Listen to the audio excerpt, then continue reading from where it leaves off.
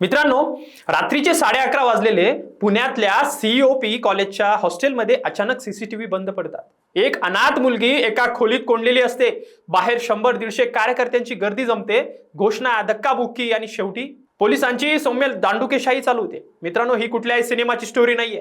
ही शुक्रवारी रात्री पुण्यात प्रत्यक्षात घडलेली घटना आहे आणि याच्या बरोबर 12 तासांनी त्याच शहरात राहुल गांधी हजारो विद्यार्थ्यांशी संवाद साधणार होते. मग प्रश्न असा आहे, ही मुलींची सुरक्षा होती की सत्तेचा खेळ? चला समजून घेऊया आजच्या या व्हिडिओमधून. नमस्कार, मी आपल्या सर्वांचा मित्र अक्षय ताठे आणि आपण बघताय सत्य पे सत्ता. प्रश्न तुमचे, आवाज आमचा. मित्रांनो, शनिवारी संध्याकाळी पुण्यातल्या SSPMS कॉलेजच्या मैदानावर राहुल गांधींचा छात्रों की गूंज हा कार्यक्रम ठरलेला आहे. या कार्यक्रमात हजारो विद्यार्थ्यांशी शिक्षणाच्या प्रश्नांवर थेट संवाद साधण्याचा काँग्रेसचा मानस होता, म्हणजे आहे आणि आज तो कार्यक्रम आहे. महाराष्ट्रभरातून विद्यार्थी या कार्यक्रमासाठी पुण्यात दाखल होत आहेत, मोठ्या प्रमाणात येत आहेत आणि त्यासाठी काँग्रेसने जोरदार तयारी सुद्धा केली आहे. पण या कार्यक्रमाच्या अगदी आदल्या रात्री सीओपी म्हणजेच कॉलेज ऑफ इंजिनिअरिंग पुणे इथल्या हॉस्टेल परिसरात असा काही राडा झाला की संपूर्ण शहराचं राजकीय वातावरण तापलं. सूत्रानुसार या घटनेच्या मुळाशी होती एक विद्यार्थिनी संपदा प्रमोद बडे.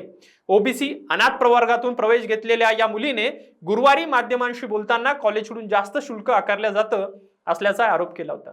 हाच मुद्दा ती राहुल गांधींसमोर आता सध्या मांडणार होती अशी चर्चा होती आणि इथूनच सुरू होतो आरोप प्रत्यारोपांचा हा खेळ. काँग्रेस आणि NSUIचा आरोप आहे की याच मुद्द्यामुळे ABVPच्या कार्यकर्त्यांनी संपदासह इतर विद्यार्थिनींना धमकावलं.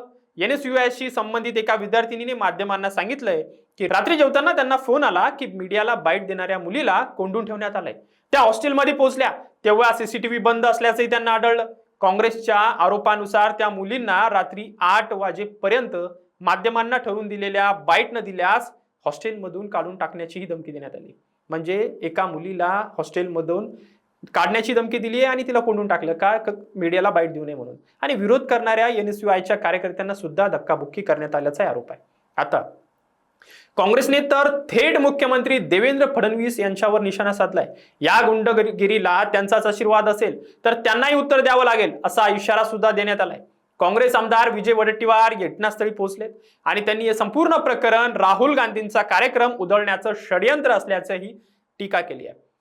सतेज पाटील आणि विश्वजित कदम यांनीही धरणे आंदोलन केलंय आणि प्रदेशाध्यक्ष हर्षवर्धन सपकाळ यांनी सुद्धा पत्रकार परिषद घेऊन ABVPवर थेट गुंडागिरीचा आणि सरकारी संरक्षणाचा आरोप केलाय. पण मित्रांनो, कथेची दुसरी बाजू तितकी धारदार आहे. ABVPचा दावा आहे की काँग्रेसच्या सुमारे 200 कार्यकर्त्यांनी त्यांच्या 4 कार्यकर्त्यांना आणि महिला कार्यकर्त्यांना मारहाण केली आहे.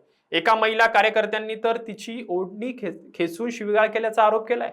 ABVPचे पदाधिकारी असं म्हणतात आणि ABVPच्या मतेच संपदा या अनाथ मुलीने स्वतःहून एक व्हिडिओ जारी केलाय ज्यात तिने सांगितलंय की तिला मॅनिप्युलेट करून दबावाखाली आणून चुकीचा बाईट दिला गेला होता आणि त्यासाठी तिने स्वतःच कॉलेजची माफी मागितली आहे. हा व्हिडिओ भाजपच्या सोशल मीडिया हँडलवरून सुद्धा शेअर करण्यात आलाय आणि तो सगळीकडे शेअर करतायत, म्हणजे शेअर होतोय. ABVPचे प्रदेशाध्यक्ष अथर्व कुलकर्णी यांनी तर थेट आरोप केलाय की राहुल गांधींच्या कार्यक्रमाला गर्दी मिळत नसल्याने काँग्रेस विद्यार्थ्यांवर जबरदस्ती करत आहे आणि 100-200 गुंड घुसवून विद्यार्थिनींवर हात टाकला जात आहे असा आरोप ABVPकडनं करण्यात आलाय.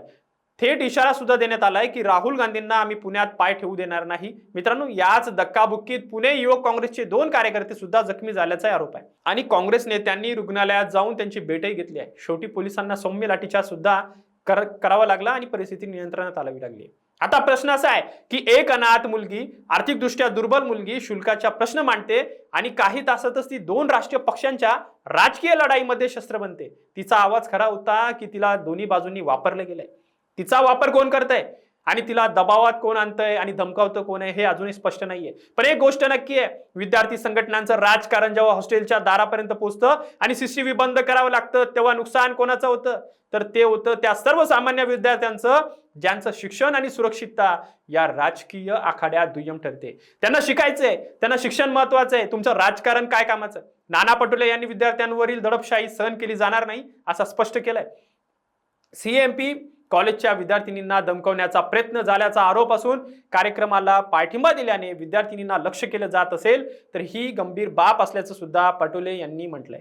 विद्यार्थ्यांना मत मांडण्याचा अधिकार असल्याचंही सांगत त्यांनी ABVP आणि NSUIच्या या वादावर ट्विट करून भूमिका मांडली आहे. नेमकं आता प्रत्येक जण आपापली दावा आणि प्रतिदावा करतायत.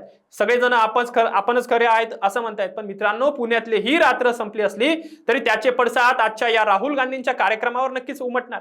आणि आज दिवसभर पुण्यात तीच चर्चा आहे राहुल गांधींच्या कार्यक्रमाची आणि ह्या आता सध्याच्या या वादाची.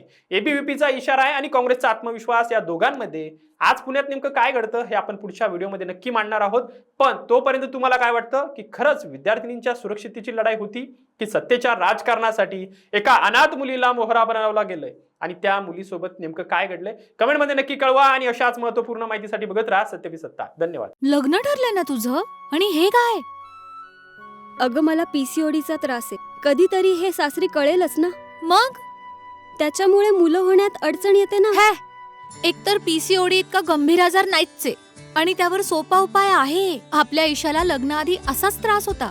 तिने डॉक्टर चाटेज होमिओपॅथी क्लिनिक मध्ये उपचार घेतले आणि तिला आता 2 मुलं आहेत. डॉक्टर चाटेज होमिओपॅथी क्लिनिक, साइड इफेक्ट नसलेला होमिओपॅथीचा नैसर्गिक उपचार. 9545727107